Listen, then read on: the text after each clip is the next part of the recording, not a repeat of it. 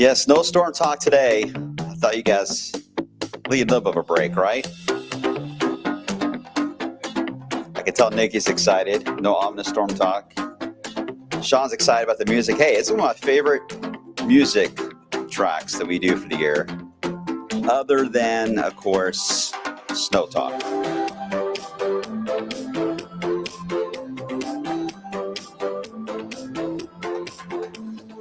All right, good morning, everyone. I hope you guys are doing well. I am wave meteorologist Brian Goode on this bright and sunny day after, really days after we've had to deal with showers and thunderstorms, nonstop severe weather. We're into a different type of setup for the next few days. Thunderstorms are not completely out of the forecast, but we do not have an alert day out in the 10-day right now, and that's a big plus. I'm happy about that. And we'll have a chance to actually talk about weather impacts and get to some of your questions, especially for those who have plans for this weekend. That's my goal today, and to chat with you all, because it's been always just real fast pace here on some of these blogs, just because there's so much to cover on severe weather elements, and that takes priority, and making sure everyone's understand the setup. So yes, everything did turn out well yesterday. Not as great as what we would like to have had, as far as no severe weather, no damage anywhere, but we did get some wind damage yesterday. But the trends started about 24 to 36 hours before the event, everything shifting south, and that trend just kind of held on. Even with the amount of sun that we picked up, I think one extra hour of sun probably would have made a bit of a difference, especially in central Kentucky. But it wasn't just the sun. We did have a little bit of a weaker wind field that was showing up just north of Nashville that was there on the modeling a couple of days ago. The trend throughout the day, as some of the early morning weather balloons were being launched, that trend to take down that northern section was starting to be a little more apparent. But either way, I'm glad everyone's okay. A lot of heavy rainfall. I was driving in some of that at the end of the storms last night, and it was just a fun drive. I mean, torrential rain. We don't have to worry about mowing, at least for a bit, because the ground's pretty soggy. And obviously, we don't have to worry about watering anything for a while because everything is so green. Have you noticed that? Very, very green, lush type of environment. The issue now is I can't even get my, I don't know if you guys are in the same boat, I can't even get my tropical plants out because the weather coming our way is going to get a little chilly and not great for tropical plants. Even Harry, my tortoise, will have to temporarily go into a heating setup in his heating quarters for a while because it will be cool. I don't think I've ever had to do that for late May before. So very unusual pattern. And I will say this, if you're going to be around for Friday night, I'm working the evening shows Friday night. I rarely do that, maybe once or twice a year. But I will be on this Friday. So there will be a blog Friday night, probably 8:30. But I have a special treat for you all, for you winter weather fans. And I'll just kind of leave it at that. So I'm working on something. So tune in again Friday night. Look for the notification on that. All right, more on that into the coming days ahead. Let's talk about the positive outside, and let's start with that gorgeous sunshine we've got. Partly cloudy sky, beautiful out. Nice little breeze as well. In fact, we can check on that. Let me see where we are on the breezes. About 20 to 24. That's going to be the rule today. In fact, we're going to have a general wind in the daytime periods the next few days, at least until we get clouds that will take over and develop. I think tomorrow especially, you'll notice the clouds more than you will today as far as a little more of an overcast type of setup. But it will be breezy the next few days. But it's that cooling impact that we're going to have here, cool, refreshing air, if you will. But we're not completely free of the low pressures that have been plaguing us here the past couple of days. All right. We're still being influenced by them. So this is not high pressure that is taking over the area, a big dome of high pressure. This is not the case. We're just on the underside of the low pressure. So that's a reason why it's kind of an odd setup, a little more of a early spring, late winter pattern than it is for a late spring for sure. All right. Current wind gusts out there again, 20 to 24 miles per hour. So temperatures outside, not bad in the 60s. 62 in Seymour. Whoop, you just jumped up. 63. Love that live hit. 65 into portions there of Bardstown. We will climb just a few more degrees, and then we're going to slow our roll down. Why does that happen? Well, as I mentioned, we got these low pressures nearby. We'll end up having some of the lows throw some clouds at us later. I meant to put this first, so my bad. But here's the rainfall radar estimates from the past couple of days anyway, to show areas that got the least amount of rain, certainly under an inch, and many spots in southern Indiana. I know there's still pockets of 1 inch that were probably there, but the general lower, or the rainfall minimum, was roughly southern Indiana all the way into northwest Kentucky. Rainfall maximum, pockets of that at times along northern Kentucky and even parts of the metro, but no doubt around the parkways and down into southern Kentucky, that's where it was several inches of rain, exceeding 4 inches in some spots. So it was very much a heavy rain scenario last night that mainly led to problems with roads being blocked because you had trees that were knocked down and then flooded roadways. So kind of a double whammy there. But that gives you an idea at least how the rainfall was distributed. Everyone got something, but it really wasn't a ton of rainfall. And Kerry, I know you said you didn't get a drop. Again, right off rainfall estimates, so there's a chance you may have been completely missed. But don't worry, there are some rain chances ahead.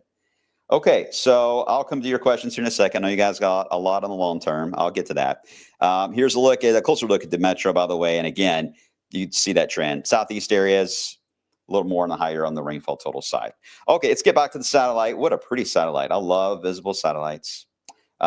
This is a look down from space. And no, if you were in space, you would not see the interstate lines and then city names. Someone actually emailed me asking how did we put that on Earth for the astronauts to see that? No, that's not the case. It's just the cloud cover we're looking at. We just superimpose all the city names on it, but you get the idea. Most of y'all know that. But notice the clouds back here into the Wabash and west central Indiana. That is the curl of the low pressure that is going to throw the clouds back down again. So it's really a couple of mini lows that have set up shop in the Ohio Valley, one into really more of the Mid-Atlantic into Pennsylvania, the other here into Chicago. And there's actually a third one you can't see that's up not too far away from Winnipeg. They're all really working in tandem because there's a larger low pressure. Let me show you that. Kind of zoom out. Boop, boop, boop. Oh, the visible satellite doesn't go that far. Well, there's a larger low way up here that is driving these kind of rotating all around him. So this is going to just keep each little wave, little low pressure is going to keep going around it, round and around and around we go. And that will be the trend all the way into the weekend. And most of these will be daytime on timing. So we will likely clear the sky out every night. We'll get cool, if not just downright chilly. And then the next low rolls in, increases the clouds, may spit out a few light showers, maybe some drizzle, keeps temperatures down. And then we get into the evening, the clouds fade away, we clear the sky out, and we're back to chilly air again. This will be a repeating forecast just about every day for this week. There are two exceptions, two right now that stand out to me that may benefit on avoiding the daytime cloud cover part, and you may get a decent day of sunshine and a little bit warmer as well. The 2 days, write them down, get your Post-its out, write this down. This will be Friday and Saturday. Both of those days stand the best chance right now of being more on the pleasant side of things as far as a partly sunny sky. That may not be completely blue sky all day, but it will not be as overcast looking. If I did not mention your plans involving here, anything with Friday or Saturday, then that means that there's something else going on that probably will be a weather impact, and I'll explain coming up. All right, let's start with, first off, the severe risks today. I think I got a frog. Anyway, the severe risk today is right on the edge of one of those little waves that'll move on by where it's still a little warmer, a little bit of a jet streak, moves right there into the Ozarks, just a mini area of a slight risk. That's going to avoid us because that is following the jet streak, which will move right there into Atlanta, Georgia. So that's just a wind field aloft, like a roller coaster ride that's kind of moving around. But it has an angle to it, a turn. They don't make these dramatic sharp turns and roundabouts or anything like that. They have that little glide, so they're easy to forecast. This is actually a good setup, too, where you can get a lot of hail. But out of our area, to be clear, this is Missouri and Arkansas. We just have to wait and see how much this backlash cloud cover is going to move in today and any showers that could pop on the radar. So let's get right to it. Here is Futurecast showing how this will drift down to the south today. This is one of those view and area divided type of setups. The more north you are, the more into the overcast bank of clouds you will be. The more south you are, the more the sky as it looks out there now, being partly cloudy, that's what you'll have for the remainder of the day. So today is kind of a view and area split. It's also split on the rain chance, basically zero rain chance south, but if you are in Indiana, 10 to 20% chance for a quick little shower. As I mentioned, as soon as these clouds fill in, because it is colder above our heads today, and the ground is heating up right now, so that it creates an imbalance, clouds will form. There's still enough moisture above our head to form these flat clouds overhead, and that allows for, again, the temperature to just basically put the brakes on. So how warm we get will depend on how warm we get between now and 12. And then after that, we just kind of slow down. All right, as I mentioned, the clouds fade out for this evening. So we'll cool down tonight into the 40s in many spots, the city likely in the 50s. Tomorrow, one of the vorts that rotates around that big low drops down. This one actually is going to dip a little bit more to the south tomorrow than the one today will be. So tomorrow, it's a little bit more of a widespread overcast look to the sky. So tomorrow will be the chilliest day. As far as daytime high temperatures, tomorrow looks to be the chilliest of the entire 10-day, just because of how quickly this one rolls down. We're not going to have much time to warm tomorrow like we're getting today. So some of you may not get above 57 or 58 for a high tomorrow. If you get enough sun, and obviously the more south you are, you will have a little longer in the sun zone. So you could get up to about 65 maybe.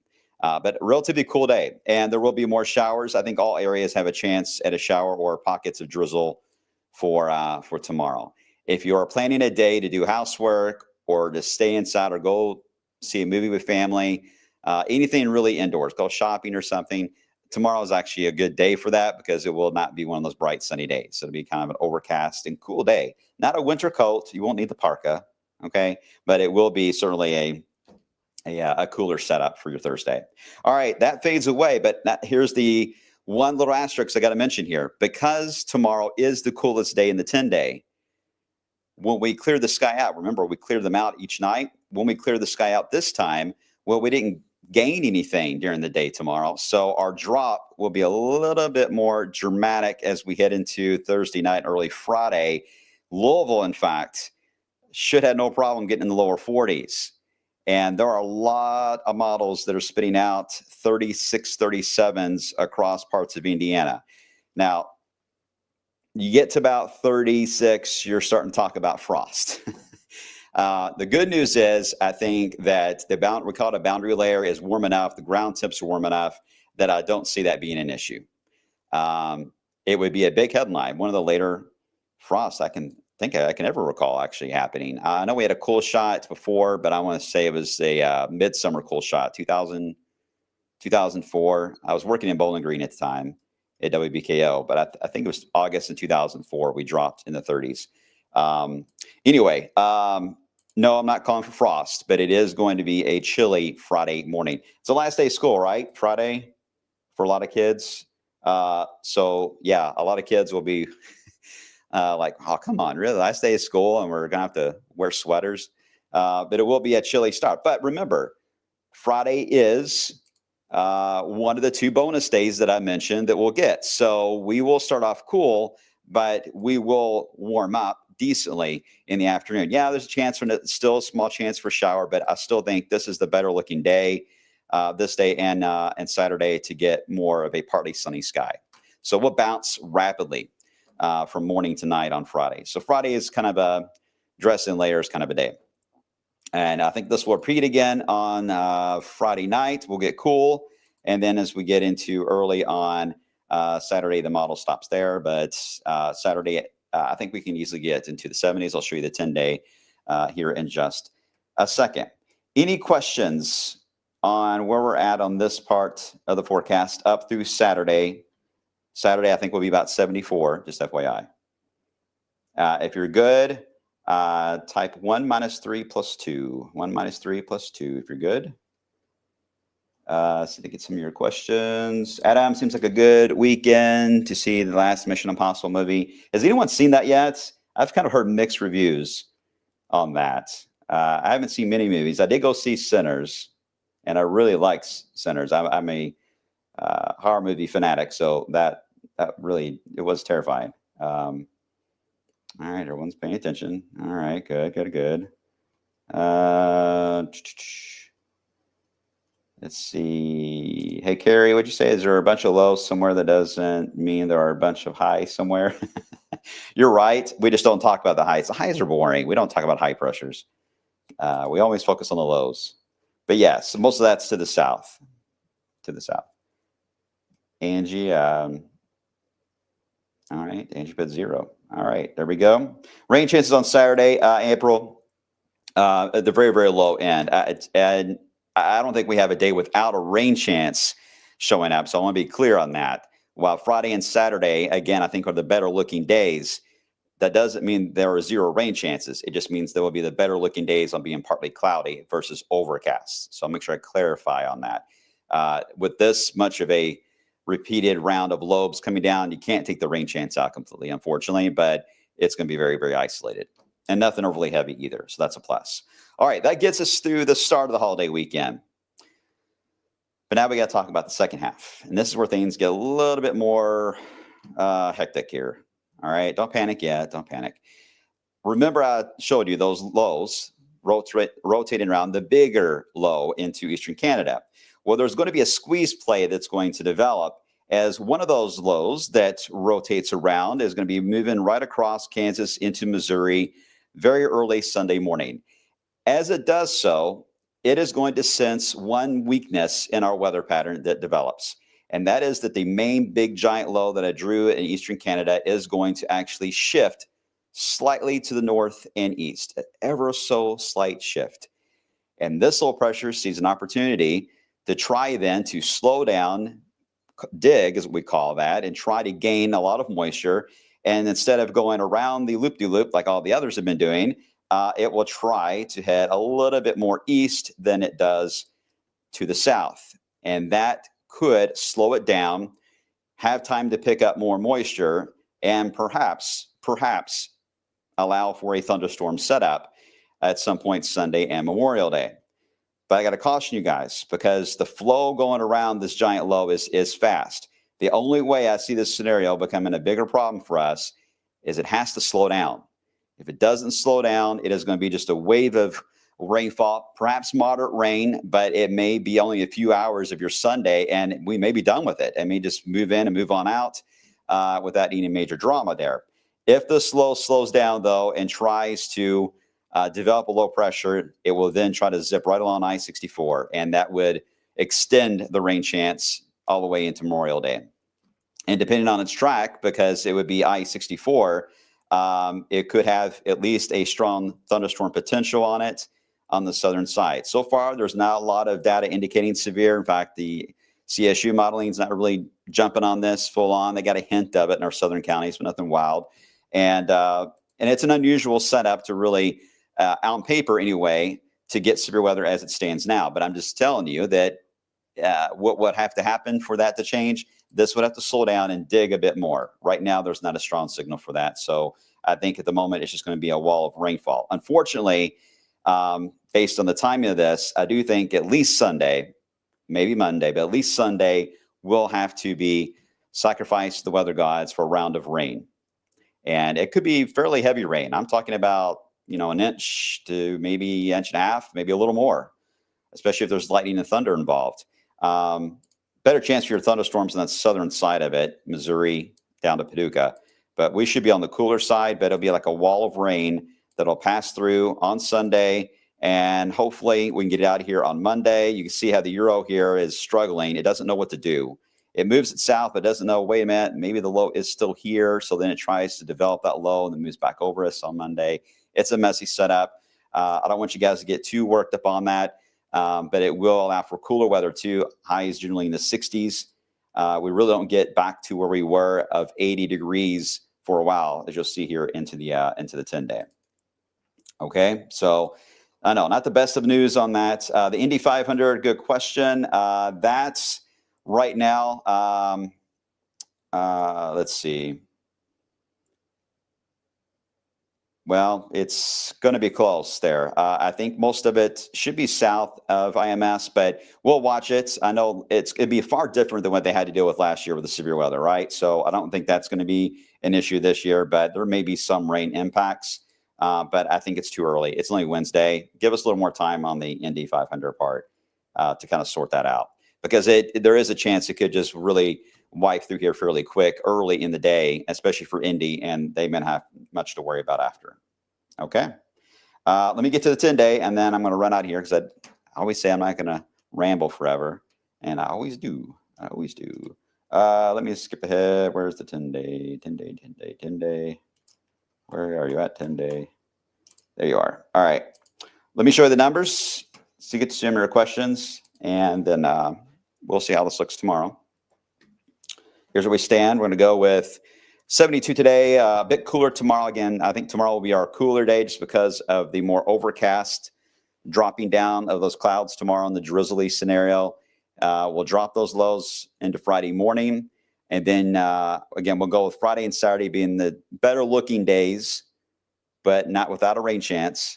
And then, as you see there, for Sunday and Memorial Day, rain chances are at play. But look how it takes a while to get out of this.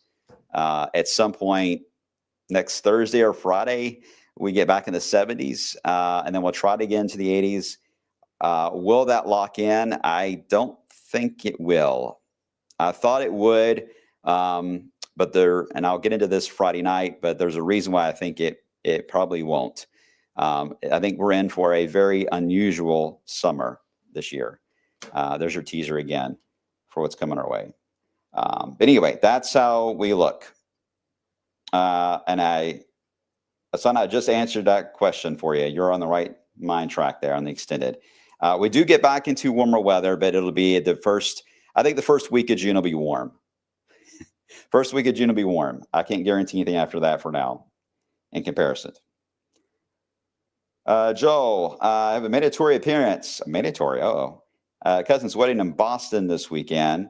They have a gale warning, they say. Yeah, they're dealing with more of that low pressure setup, right? The same ones that came through here.